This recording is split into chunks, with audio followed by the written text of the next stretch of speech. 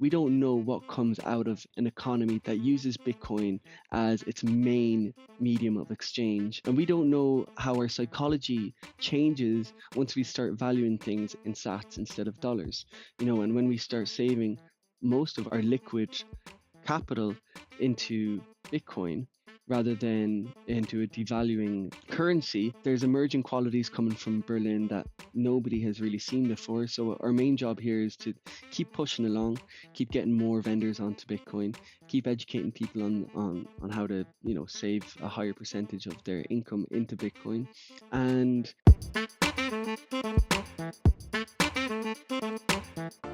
welcome to the Business Bitcoinization Show, the show dedicated to helping you enrich your life and grow your business with Bitcoin, the hardest money on planet Earth. I'm your host, Josh Friedemann, and our guest today is Charlie Stevens, who lives in a Bitcoin circular economy in El Salvador and has onboarded more than 140 merchants to accept Bitcoin. We're going to talk about that and a whole lot more in today's interview, and we're going to get to that interview right after this.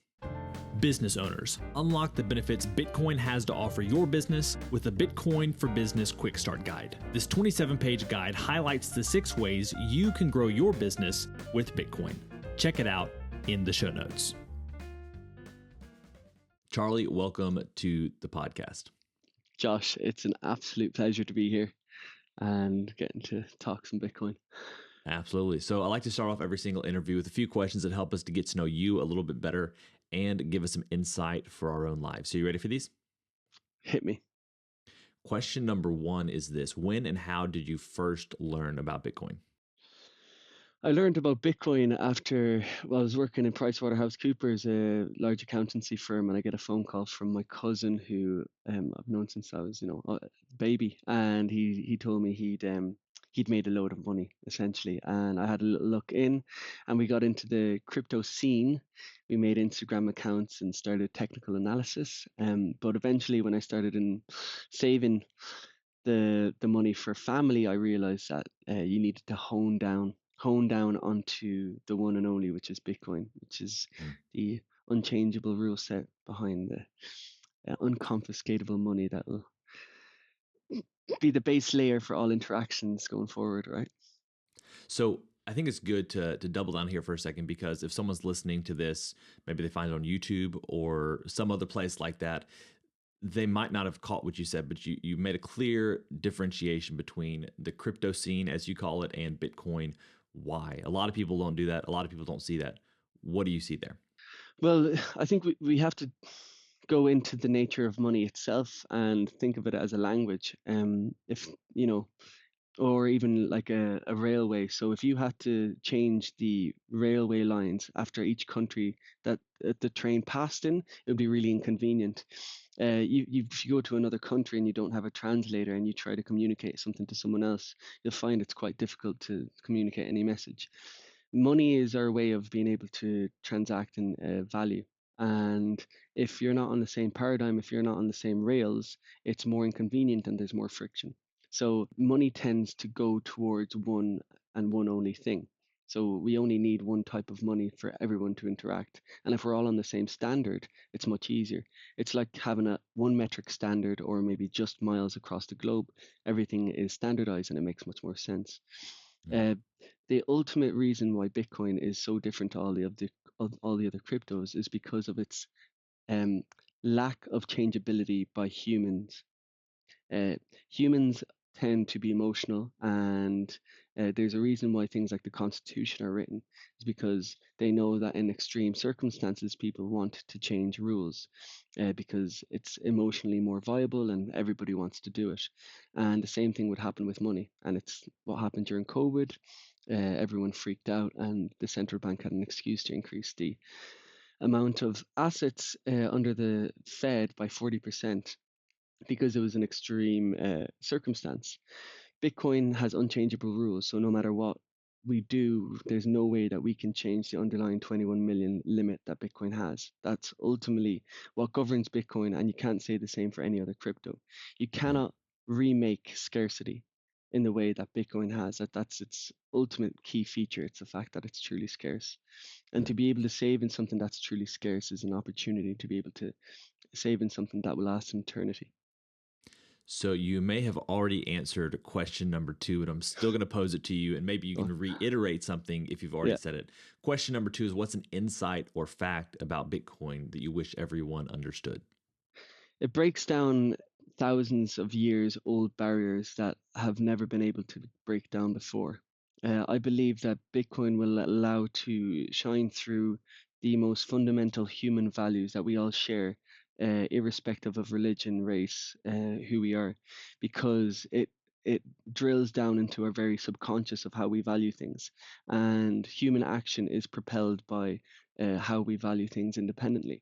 So if we all have the same way of valuing the world around us, then we'll be able to empathize with every single individual across the globe, allowing us for us to be have better communication, better flow, and more peace across the globe. On top of that, allows us to be able to save and think much more into the future, which allows us to be more conscious not only about ourselves but also the collective. Question three, what's the Bitcoin resource you most recommend to other people? The Bible. No, yeah, I do. I think learning the fundamental values would allow us to see why Bitcoin is so important. Because if you do um if you do revise all of these values that have been ingrained into you by your parents, then when you start using Bitcoin and start understanding its principles, it will resonate with you, and you'll have a ton more conviction Mm. down the line. And then we have question number four, which moves a little bit away from Bitcoin. Beyond Bitcoin, what is a resource, tool, or idea that's been helpful to you or your work recently? Sparrow is brilliant. Yeah, I think in terms of tools, there's a ton of tools. Right here in Berlin, I'm living in a circular economy. There's well over 130 vendors who accept. There's a lot of Bitcoin transactions on Lightning, huge volumes, and people saving in it. So we use Blink as our main kind of wallet. So if you want to pay for any goods or services, you use Blink. Our in the medium or intermediary wallet is called Aqua, which is brilliant because you can send Lightning to Aqua at really low Mhm. fees, but then you also get 12 words to be able to back it up. And it's Liquid, if people aren't aware of it, is basically a side chain where you have to peg in Bitcoin to be able to peg out liquid Bitcoin, but it's federated by 12 different institutions across the globe. So it's a little more robust than independent custodians like Blink. And then finally, to be able to save after maybe a couple of K, then you move that into your blue wallet, or you can move it into your cold wallet using Mm. Sparrow. Sparrow is beautiful because you are able to consolidate your UTXOs, you're able to create multi-signature, and you're able to have like a really clear view as to what your Bitcoin consists of, and it allows you to understand the nature of it much more. Now we have our final, what we call our arbitrary but insightful question, and it's this. As a general life principle, is it better to ask why or why not? I mean, I'm a big fan of saying why, right? I'm a big fan of saying why. But from life experience, I believe the best way to think through things is via negativa, which means by knowing what you do not want. By knowing what you do not want, you get closer to what you want. We never know exactly what we want, but we definitely can figure out what we don't want. So I'll go with why not, and kind of take out the rubbish and then find the beautiful gold in the midst of it. Sounds good. Yeah. Well, Charlie, we're here today to talk about a number of things that you're involved with. First of all, I want to talk about your involvement at Bitcoin Berlin. You mentioned Berlin earlier. If people aren't familiar, they might have thought Germany, but we're talking about El Salvador, actually. So if you would share with us a little bit about Berlin, maybe even some of the background of how things got started up, but especially your work there, onboarding merchants and just living there across the last year or so. So that's a great question. So just a bit of context, El Salvador, it's Bitcoin country, legal tender here. Bitcoin is something that takes time for people to understand and for people to want to use, considering its volatility, especially in day-to-day services. So after 3 years, there's a lot of places in El Salvador who that still don't accept Bitcoin, most places actually. And there was a couple, Gerardo and Evelyn, who taught in Mi Primer Bitcoin, which is the biggest education Bitcoin initiative in the world, and they're based out of El Salvador. They've taught tens of thousands of students about Bitcoin, but they were teaching through Mi Primer Bitcoin, but they decided to start a circular economy themselves, and they strived off. And I heard about this when I was in London, and I decided to sell everything I had and move to El Salvador to teach about Bitcoin and to be able to learn more about it myself. I arrived in and I went straight to Berlin after 10 days, spent 10 days down by the beach in a Bitcoin beach, El Zonte, and arrived and there was 20 vendors accepting, Gerardo and Evelyn, and then one other American who was there. And we started working. We started onboarding merchants. We started developing systems. We met up on a regular basis. We started teaching Bitcoin classes. The My job essentially was to try and allow people to understand the how economy works through the Austrian lens and the nature of capital, and that was extremely a building period for myself, because I got to see the gaps in both other people's knowledge and my own knowledge, and why those gaps were there, and how filling those gaps allowed people to be able to make more sound decisions with their money. So since arriving in here in Berlin, it's on top of a volcano. There's a 150 megawatt geothermal energy plant down the road. It's mining. Got 4 containers full of Mm. miners owned by the government, and then 130 merchants. They're all really open-minded individuals here. Back before the 80s, it was like it's still a coffee town, but it was massive in terms of coffee production. You had multiple millionaires. You had like 2 or 3 theaters here, and then the Civil War came and burnt down several of the theaters and a large percentage of the households. Since then, it's kind of on its build up. The tourism here wasn't really a thing, although the neighboring town, Alegria, was massive for tourism. So Berlin really wanted to catch up with its cousin town and wanted to beautify itself and wanted to attract tourists. So Bitcoin allowed for that sort of opportunity to attract a new type of tourist. So since a year ago now, we've got well over 16, 17 expats who live here full time just because of Bitcoin. And then we've got a lot of locals who are really involved in the project who want to learn more about it. And a huge amount of the students now are well versed on the basics of Bitcoin, on how to back up their seed, on the limit of Bitcoin, the effects of inflation, how central banks work, all the pillars of understanding the significance of Bitcoin in the world. And it's a very enriching place being a Bitcoiner, because you feel like you're truly leading the movement for the change that we require from a dollar standard onto a Bitcoin standard. Mm. And if everyone's aware, it goes from 3 stages: from store of value to medium of exchange to unit of account. And a lot of people are pessimistic in terms of the time frames and whatnot. But when you come here, you realize, like, if you really put your head together, if you really work with a team who are organized, have a clear vision, are energetic and honest, and have high integrity, that a lot of stuff can get done. A lot of stuff with regards to Bitcoin, and that's what we've seen. Myself and Jethro, who's a fellow Bitcoiner from Washington D.C., we started a conference back in April called Economia Bitcoin. We had over 215 people arrive. It was a major success. One full day full of high signal talks, panels, discussing like what is possible with circular economies.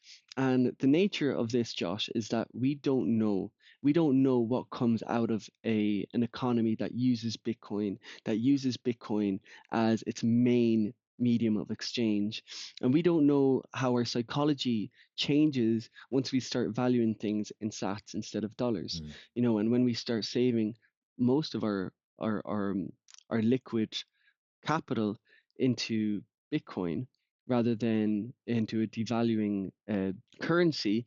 It's like, one thing is just yourself in the midst of a society that all use dollars.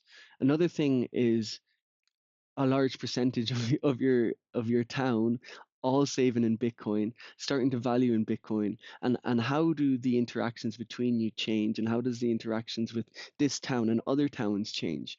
So there's emerging qualities coming from Berlin that nobody has really seen before. So our main job here is to keep pushing along, keep getting more vendors onto Bitcoin, keep educating people on how to, save a higher percentage of their income into Bitcoin, and document to see what comes from it. What are the emerging qualities from a place like Berlin? It's hugely inspiring. And what are some of those emerging qualities, or if it's too early to tell, what are some of the hypotheses you have about the qualities that will emerge from a Bitcoin circular economy? Well, as you know, Bitcoin gives us time. Uh, Bitcoin gives us time to think. A lot of people who are into Bitcoin have done a lot of critical thinking themselves. So this critical thinking also applies on other aspects of one's life.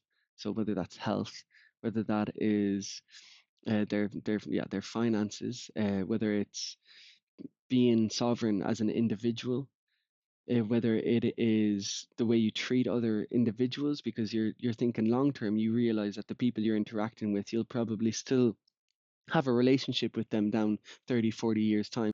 So you've got a lot of mutual respect that is developing. You have people who aren't making decisions that are just within today and tomorrow, but everyone is kind of planting the seeds for something that's going to come in 10, 15, 20 years time. And Mm-hmm. you've got a lot of imagination. You've got time to be able to flesh out ideas, flesh out concepts. You've got more savings to be able to pursue your dreams. So we've got a Bitcoin center here, which is beautiful. I'm sitting in the podcast room right now. We've got 3 cameras, we've got 4 mics, we've got a full recording studio, and this has been possible because of Bitcoin, because of Mm. saving in Bitcoin, because of donations that have come in across the globe to this place because they were inspired by what was happening. So you've got, if you compare China, where it has high capital controls and anything that comes into the country has to be, I suppose, asked for permission by the state.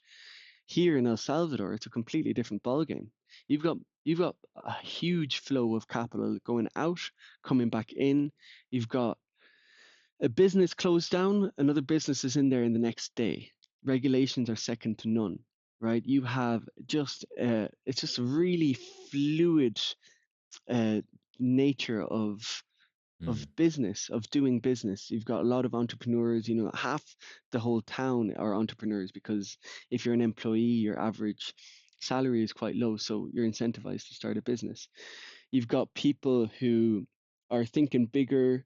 Well, the locals are starting to understand other tastes as well of the expats that come in. You get to see a merge of cultures as well.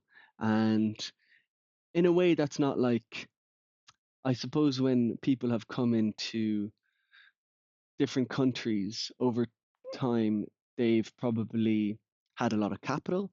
They've probably hired the locals at a really low rate, and it's probably been like suppressing in a way. Whereas with Bitcoin, when you're incentivizing all the locals to be saving Bitcoin, you're opening the opportunity for each one of them to be able to live an extremely abundant and fulfilling life, and for you to work together, for everyone to specialize in their own little niche on how they can contribute towards their comrades, the local town, for them to be able to save, for them to be able to build up their savings and to start investing in capital.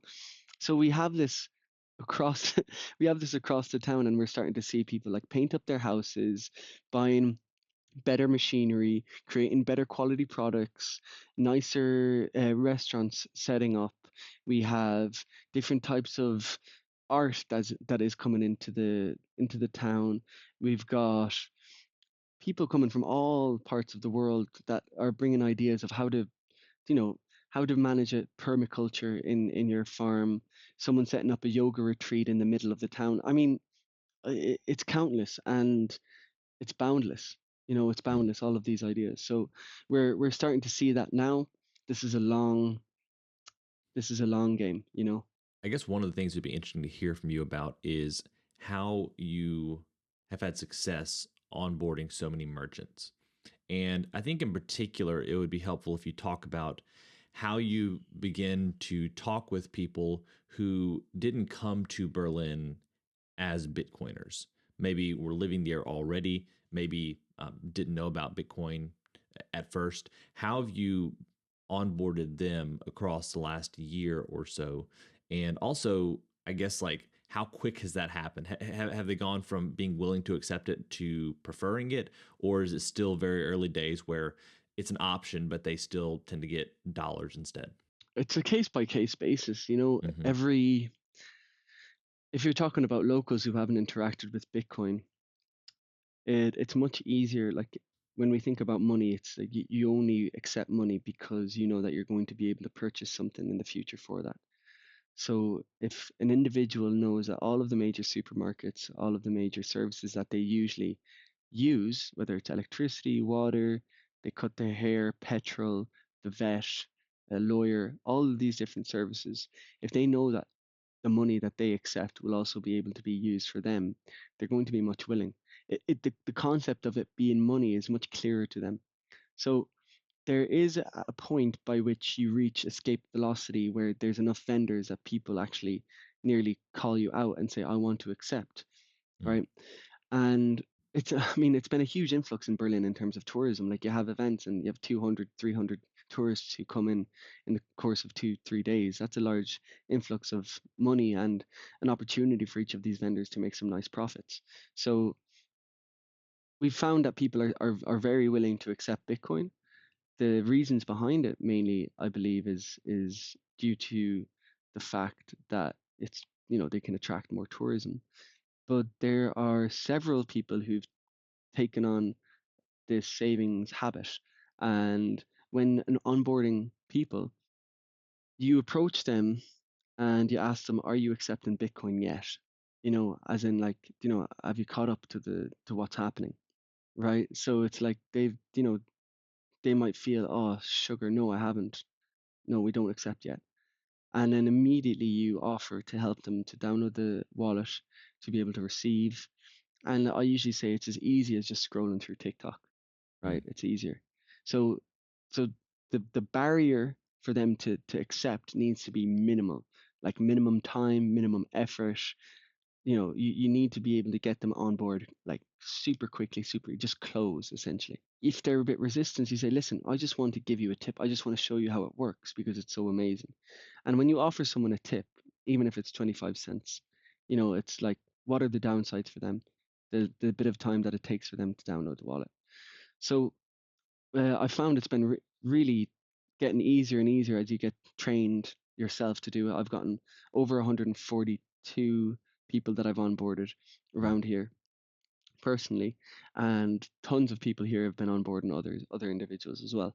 It still takes time. The volatility hurts, right? You have expenses denominated in dollars. So if you're a business and you're taking in a chunk of Bitcoin, you might need a percentage of that to be able to cover your expenses.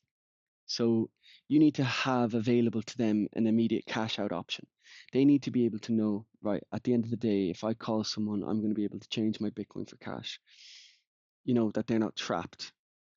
Also, Blink offers this feature which you can convert a percentage of your Bitcoin into dollars. So it allows people to hedge. So a lot of them accept Bitcoin, but it immediately turns into dollars. But when Mm-hmm. it's already there, it's so much easier to put that into Bitcoin than if you have to go buy Bitcoin, find it or whatever. But once people have these digital, wallets that have Bitcoin on them or have the option to do it, Mm-hmm. the the barriers to go back into Bitcoin if their interest is peaked or if they've seen something that really appeals to them or if they do a little bit more research on it, then they can move it over super quickly. So getting a large cohort of leaders from the town, specifically entrepreneurs, and then also the youth at the same time because they're quite savvy in terms of picking up uh, technology. You have a good network. You have a good network of people who are onboarded. So the start is always the toughest. Yeah, to summarize. One of the other things you're involved with is the Adopting Bitcoin conference in El Salvador. I think you said this is the fourth year. It's coming up soon. Would you mind sharing about that and maybe giving a pitch to people who are listening right now? Okay, so if you're a Bitcoiner, you have to come to El Salvador. It's just it's the Mecca, pretty much. It is, and I've been here for over a year, and I'm not just saying it. It truly is. So first of all, you have to come over. Second of all, if you're going to come over mid-November. That's the best time for you to come over. There's no point coming over any other time except mid-November. On the 15th and 16th of November, Adopting Bitcoin is going to be on. It's the fourth year running. We're expecting over 1,100 attendees coming from all over the world and locals. We have a extremely robust set of speakers who are doing tremendous work on building on top of Bitcoin, whether that's on the um, the payment side of the application, if it's more on the back end in terms of the protocols, whether it's Core, Bitcoin Core, whether it's on Lightning, whether it's on other protocols like Liquid or Arc that are coming out that people will be using. You've got people who are in the marketing space. You've got philosophers. You've got educational side of things. Then you've got different areas in adopting Bitcoin. You have a Bitcoin para niños, so Bitcoin for kids area. So if you're a parent and you're worried about your child and having to take care of your child or whatever, you're going to be able to come. You're going to be able to expose them to a really decent area where they can be taken care of. So you can go and listen to whatever you need, where you can go into the expo hall where you have some really, really high quality Bitcoin businesses that are displaying their products there, both local Salvadoreños, but also international. You've got you're going to have loads of different activities there as well. We're going to have poker being played for sats. You're going to hopefully have some table tennis. You're going to have two main halls. So you've got this main stage hall, which as you come into this main stage, you're greeted with an extreme a large art exhibition of just Mm. Bitcoin art. So we've got over 50 really high quality pieces coming from 35 different artists all across the world, bringing their art into El Salvador and displaying it in like the main real estate place there at the main stage. You've got two workshop areas. So if you want to get hands on and understand how to back up your wallet, what different cold wallets are there, how do you work all of them, multi-signature, how does Me Premier Bitcoin, which is the main education initiative, which I talked about, how do they give their classes, how have they been seriously successful. You're going to have panels on all the circular economies. You're going to have people from Berlin talk about their own experience on how to bolster out a circular economy. you're going to have you're going to have like the top-notch people. You have Max Kaiser, Stacey Herbert, you've got Mike Peterson, all the main people who have been protagonists in El Salvador in terms of Bitcoin. You've got the heads of businesses like Azteco. You've got people like Athena, who are the main Bitcoin providers, across the globe for vouchers, for points of sales, terminals, stuff like that. We have this option called the privileged access option as well for people. So if you want to rub shoulders with the speakers, if you want to have an opportunity to talk to founders, if you want to have the opportunity to talk to people who are interested in investing in Bitcoin businesses themselves, you can avail of this privileged access ticket, which also allows you to go into the film festival, which is the day Mm. before the 14th, which is the inauguration of the movie called Dirty Coin, which is an amazing movie on Bitcoin mining and um, the fallacies about it and the reality of Bitcoin mining and how it actually bolsters energy grids. Mm. That's the 14th of November. You've got a ton of side events coming on. So I'm just talking about the conference itself, right? Which is huge. I'm just going to finish the privileged access ticket. You have access to the mezzanine, which is looking over the main stage. You have free drink for the course of the 2 days and an incredible buffet as well. You've got a lounge area, you've got your private section area where you can do your meetings, and that's over the course of the 2 days. So that's a really good opportunity.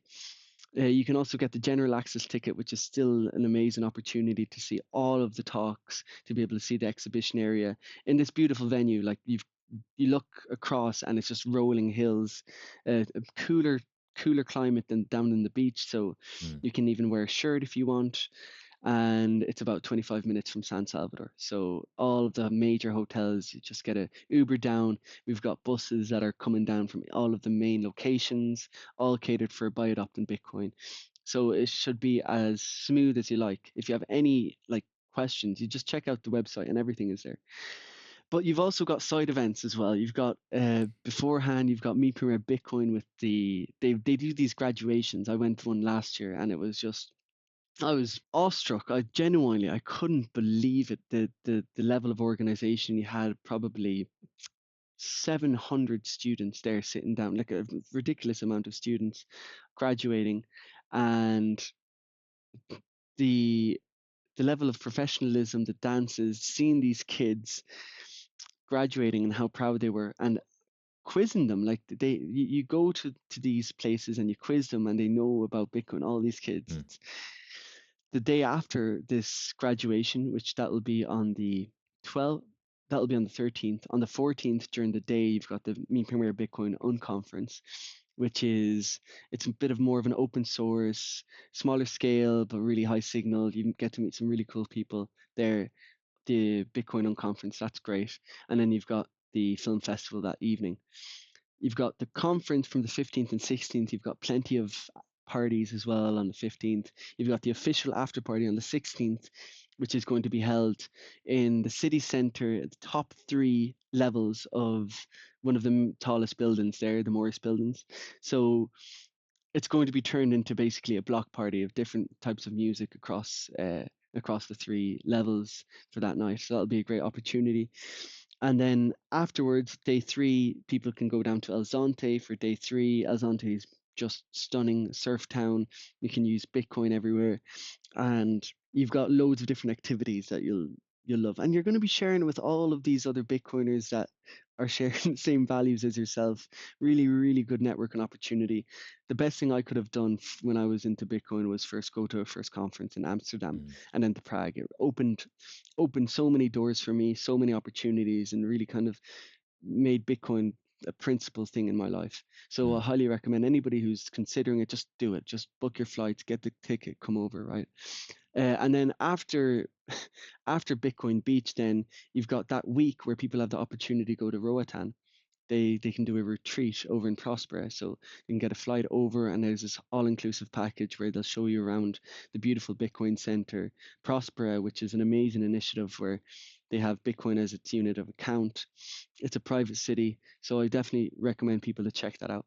And then obviously people can come up to Berlin, which I've talked about, and see what it's like to see a grassroots Bitcoin circular economy take place. Right, it's been Excellent. over a year. The growth has been phenomenal. Uh, there's a strong and dedicated team of Bitcoiners here. So do come check Berlin out. That's my wrap up. It sounds like there's more than enough to do across, I guess, multiple weeks. So, Yeah, uh, I recommend 2 weeks. yeah, Yeah. for sure. It makes sense if you're paying to go down there to spend a little bit more time in El Salvador. Also, I will say from personal experience, I've been to Roatan, but the keys between Roatan and mainland Honduras, the Cayos Cochinos, the most beautiful place that I've ever seen. I spent probably 4 or 5 days out there one spring break, and it's absolutely stunning. Roatan's great as well. Final question, not final question, but final topic here is your brand, The Natural Investor. Could you talk with us a little bit about that and what you're looking to do as you develop The Natural Investor into a more full flown brand? Yeah, for sure. So the Natural Investor was developed when I was over in India. I did about 3 or 4 months in India where it was it's just intense meditation pretty much, and a yoga teacher training course, and a lot of introspection about who you are, what you're doing, what's your course in life. And from my studies in finance and mathematics, and also my study about Bitcoin, and I suppose deep philosophical studies through the eyes of Buddhism, but also now the Bible, you get to see that money permeates through history again and again, and it's a very central theme in all spiritual texts, and even texts across cultures across the past. And money has been conflated with evil a lot, and I mean the love for money as well, obviously. So, this has been something that's always been on the top of my mind, and for me to pursue my career and for me to want to build up wealth, is this a bad thing? All these questions that would flow through my head. And after a lot of study and introspection, I realized that no, it's a pillar. Wealth is a pillar for you to be able to live a peaceful and fulfilling life, and for you to be able to provide for others. Wealth is key, right? So understanding wealth and how you build wealth is also extremely important for your spirit, right? And I believe Bitcoin ultimately is the ultimate tool for you to be able to build robust wealth and for you to be able to provide for yourself, for your family, and for others. So the natural investor is basically an initiative, a lifetime initiative. I'll still be working on it when I'm 70 years old, where I will be. It's an umbrella where there will be businesses that are set up within the natural investor over the course of my life, but its aim is to be able to help people understand the nature of money, capital, and investment. Like, what are capital goods? How do you save in a way that is in line with who you are, and how do you invest in something that you're doing a good for the world, that is who you are, your true spirit? Like, what is it telling you, and how do you manage your money in that way for your true self to come true? I've been selling Bitcoin across Europe, non KYC, and I think that's really important. Um, the aim down the line is to be able to open an OTC desk, to be able to develop markets. So I'm thinking on Noster clients, and also buckets for people to be able to uh, like portion out Bitcoin depending on different aspects of their life. So if you Mm. want to set up a bucket with your family, so with your sisters, or your brothers and sisters, and you want to save up so that in the case of an emergency down in 6, 7, 8 years time, you want to have a honeypot. You label it for you and your family. If you want something for you want to build a hostel down in Central America, and you've different aspects to your hostel. You might have a bar, a dance floor, you might have a gym, you might have the accommodation itself. You need to be able to figure out and calculate what is the ultimate cost and when do you want to have that for. But you can portion out Bitcoin towards that. So the natural investor is is in a way for you to be able to understand how to structure your capital. How do you structure your capital in order to be the most productive and the most true self that you can be? It uses Austrian economics as its base theory, and Bitcoin as its money. And Mm. then we try and use tools in order to really bolster your own financial independence.